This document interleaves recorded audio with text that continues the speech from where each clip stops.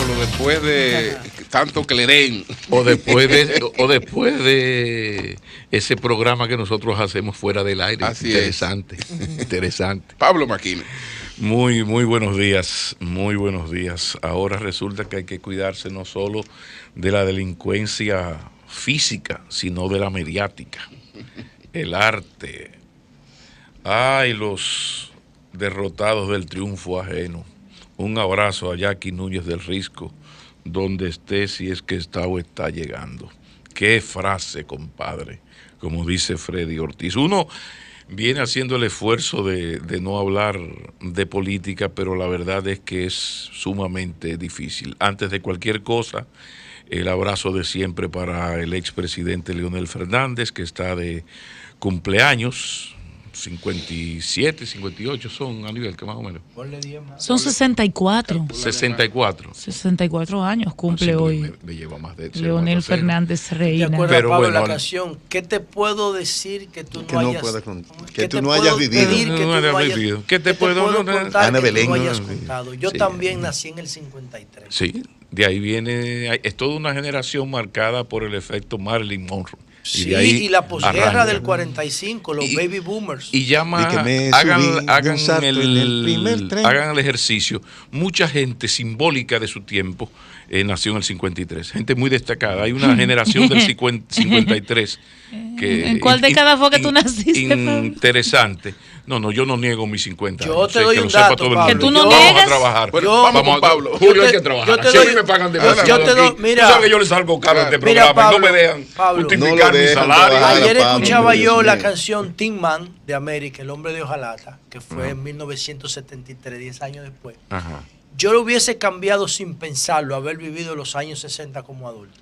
Porque los años 60 son los años donde la humanidad adquiere otro tipo de valor y compromiso, de las grandes luchas que generaron la sociedad que tenemos hoy. Muy bien, a las 10:08, Pablo Maquina. Gracias. El cincuentón Gracias, Maquini. Yo decía que es difícil esto de uno no caer en las trampas de la política y tratar de hacer un esfuerzo de evitar en estos días de Navidad, porque uno lo tiene muy claro. Abril es un mes es el mes de la esperanza, febrero es el mes del amor y diciembre de alguna manera, con diciembre llega la Navidad y con la Navidad llega la nostalgia. Pero qué difícil uno quedarse en la nostalgia, en los recuerdos con este mundo tan bueno, tan difícil y todas estas cosas. Uno hace un esfuerzo, pero miren, yo me quedé con esa de cuando hablábamos, por ejemplo, el caso de Brecht. Y uno que te con Odebrecht y saber que Odebrecht funciona tan bien, construye tan bien en los Estados Unidos. Entonces tenía que decirlo, como tenía que volver a decir esto de las excelentes relaciones del país que da pau a las patrias bananeras por el asunto de los derechos humanos, pero su país salvador es China comunista, la que se come los niños chiquitos, decía la CIA antes. Yo no sé si se sigue comiendo los niños pequeñitos, pero antes la CIA decía que los comunistas se comían los niños pequeñitos. Pero también el gran hermano de Israel o de un país como Arabia Saudí. No tenía que decirlo. Y ahora está lo del caso peruano, donde el tiempo va poniendo cada cosa en su sitio. Y ahí está este striptease del señor el presidente peruano Kaczynski, ¿cómo se dice? PPK. Kaczynski, ya, perfecto. Pero dile PPK. O PPK, sí, porque está sí, medio esos sí, apellidos polacos meten a uno en aprieto. No, oye, Pablo, él mismo sí. Dijo, Pedro Pablo, no, PPK, sí. Ya. Sí, Kaczynski. Pero el PPK, resulta que ahí de esto surge el tema de cómo ustedes ven cómo presidentes perseguidos que le quitan visado, le hacen todas las cosas. Pero entonces Alejandro Toledo está en los Estados Unidos, protegido por el mismo país. Entonces quería mencionar, no me resisto a la tentación de presentar estos detalles. Como yo hablaba el viernes del tema del número 2 del gobierno inglés que tuvo que renunciar, del ministro de las Fuerzas Armadas Argentinas que tuvo que renunciar. Y de repente cuando uno está hablando de estas cosas, recordando que hay un señor que se llama Joel Palmar, que solo ahora sabemos, el jefe del cártel del Malecón, solamente ahora sabemos que es el dueño del casino del Malecón Center. Entonces usted ve todas estas cosas. Este señor era una especie como de CEO del narcotráfico colombiano, venezolano, dominicano, pero aquí nadie se había enterado. Y uno insistía mucho que en esto del narco, pues tiene el Estado que decidirse si de una vez y por todas va a afectar a los grandes capos o vamos a seguir entreteniéndonos con el jodedorcito del barrio y el gerente regional, el encargado de tal provincia, el encargado de tal zona, y no, si vamos a ir al centro del problema. Claro, hay un problema de falta de seguridad para quienes tienen que combatir a los grandes narcos. Es difícil usted, como alto oficial de la Armada Dominicana o de la Seguridad Nacional en general, tener que enfrentar personalmente a un señor con un poder como este. Porque, bueno, a usted lo van a pensionar alguna vez, usted tiene familia. Entonces aquí hay un gran temor de enfrentar al narcotráfico, pero en su cúpula. Yo debo no justificar, pero sí explicar y de alguna manera entender la actitud que se tiene a la hora de enfrentar a estos altos nombres del narco. Mientras vemos cómo nos entretenemos con los medianos y los pequeños. Pero yo decía de este problema de la República Dominicana, en aspectos de impunidad, de la falta de un régimen de consecuencias, cuando viene Tuquiti y aparece el caso del Clerén. Esto del Clerén es una especie de último cuplé.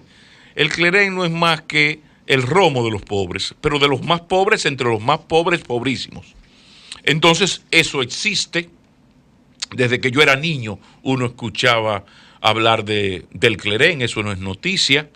Bueno, ahora parece que de tanto fuñir con Clerén ha habido lo que se ha explicado aquí con lujo de detalles, un problema en la química de la elaboración, y dicen las autoridades que 14, en los medios se cuentan 22. 0 mata 0, déjenlo en 16. Todo un drama.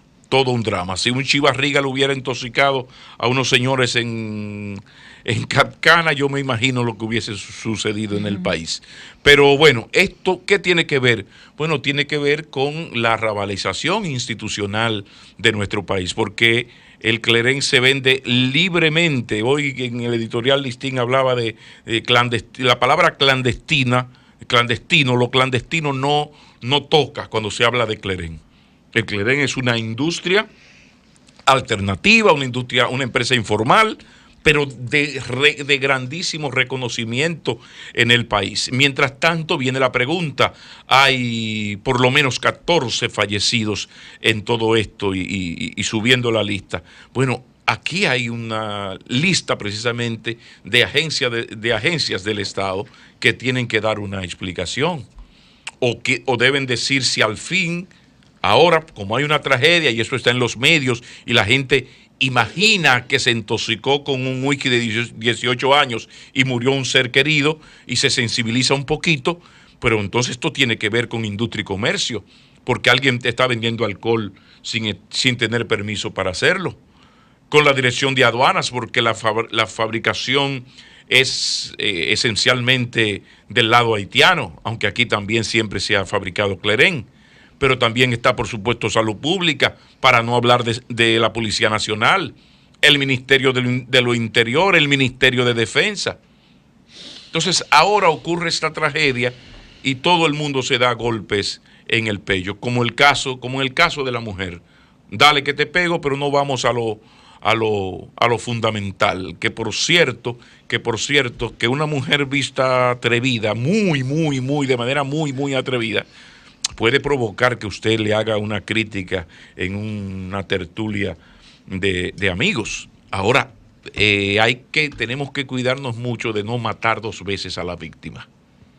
O sea, que una mujer, por ejemplo, estoy poniendo un ejemplo, vista de una manera que esté exhibiendo el futuro de la patria, con un vestido, una cosa de esta, bueno, mira, si mi hija adolescente se vistiera así, trataría de aconsejarla. Y hasta la que es adulta, la llamaría para conversar con ella, de que no le conviene por tal cosa. Ahora, que en medio de una violación, en medio de la discusión, algún aspirante Homo sapiens te diga, no, lo que pasa es que esa muchacha vestía, señores, esa muchacha vestía, que eso daba, no, así no. Y eso pasa ahora con el feminicidio. Dice, sí, pero lo que pasa es que ella tenía una dependencia económica y ella fue a buscar el dinero. Todo eso sale de la discusión. Es que hay un asesinato. Lo otro es otra cosa, tiene que ver con inteligencia, perdón, tiene que ver con inteligencia emocional, tiene que ver con inequidad social. Sí, pero hay un meollo, hay un punto fundamental. Y yo hablaba aquí fuera del aire que a uno lo criaron en un hogar sumamente machista. En mi casa uno era el que resolvía todo en la calle, el que arreglaba las cosas, el que cargaba las cosas, el que hacía todos los mandados. Las niñas nunca, sí, pero cuidado, yo nunca pude entrar a una cocina a cocinar nada, ni arreglar una habitación, porque eso era cosa de mujeres. Sin embargo, la inmensa mayoría de mi generación, yo no conozco a nadie de mi generación cercano que haya tenido problemas de violencia contra la mujer. Bueno, entonces, también está la actitud, aquí también está la actitud, porque así como había esa actitud machista del padre y de la madre, también estaba la parte del viejo que te decía, si le responde los golpes que te dan tus hermanas, te parto, entonces tienes que pelear conmigo. Y como mi papá mide 5'9", pero tumbaba un hombre de 6'4" con un jack que tenía cuando era joven, entonces yo sabía lo que venía. Entonces lo que quiero decir con esto es que hay que tener cuidado con esto de matar dos veces a la víctima. El asunto de la violencia contra la mujer es algo sumamente complicado, tiene muchas aristas, pero no es tan simple como el que nos educaron mal, porque a mi generación también la educaron mal. A uno también lo criaron para el hogar del hombre suplidor, la mujer cuidando a los muchachos, administrando. Uno también se crió escuchando una salsa maldita que decía, cito, mala mujer no tiene corazón, mala mujer no tiene corazón, mátala, mátala, mátala. Yo me crié oyendo eso. Y uno ni borracho ni loco. Entonces aquí esto no es tan simple.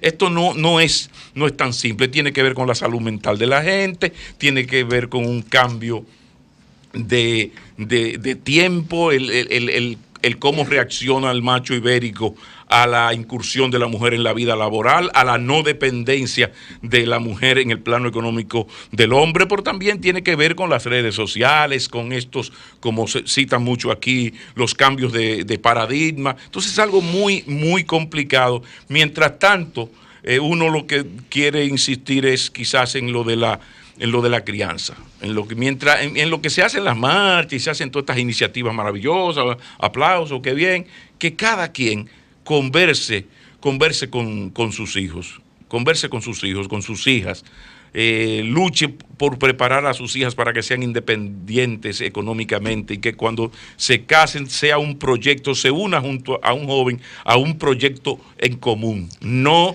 el modelo suplidor en el que uno se crió, que vuelvo insisto, uno es de un hogar donde el viejo también salía a buscar los chelitos y la vieja se quedaba criando a uno. Sin embargo, los hijos del profesor teníamos que levantarnos a las 2 de la mañana para oír un cuchicheo en la habitación, porque los pleitos de los viejos se echaban en voz baja en la habitación conyugal. Uno nunca vio a su padre mandando pa'l caray, levantándole la voz a su madre y viceversa. Y era en los años, se casaron en el año 50. Entonces hay que ser un poquito cuidadoso de esto. Finalmente, decir que uno, poniéndose nostálgico porque es Navidad y es imposible el no caer en la nostalgia en los días de Navidad, recordó la época del dar bolas. Qué pena, señores. En el año 80 y 2, yo compré mi primer vehículo y yo le daba bolas a los miembros de las Fuerzas Armadas que estudiaban en la escuela vocacional de las Fuerzas Armadas en Baní. Y le daba bola a los muchachos que viajaban a los campos hacia Nizao, Don Gregorio, y a la universidad algunas veces. Y además era una bola completa, porque nos deteníamos en Paya y de ahí salía el dulce de leche con coco y una cerveza fría que uno le brindaba. Ese era el mundo de uno, porque así estudié yo en Santiago, en Elisa, viajando en bola de Baní a la Herradura Santiago, porque había que ahorrar los chelitos. Entonces uno hacía eso, y ustedes, señores, yo tengo amigos profesionales, generales retirados de las Fuerzas Armadas, que yo le daba bola cuando eran rasos y cabos. Entonces de repente pasaron los años, 30 años pasaron, señores, y uno se encuentra de repente con un país donde usted va para el sur y ve a esos miembros de las Fuerzas Armadas uniformados, y usted que va con sus hijas no se atreve a detenerse. Entonces tú dices, ¿qué es lo que está pasando? ¿Cómo se nos fue ese mundo donde las diferencias económicas y sociales siempre han existido, pero vivíamos todos en el mismo país?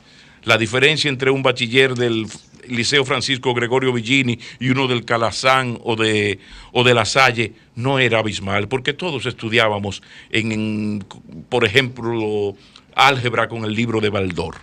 En definitiva, lo que quiero es hacer un homenaje al pedir bolas, al pedir y el dar bolas, que es una de las tantas cosas que hemos perdido.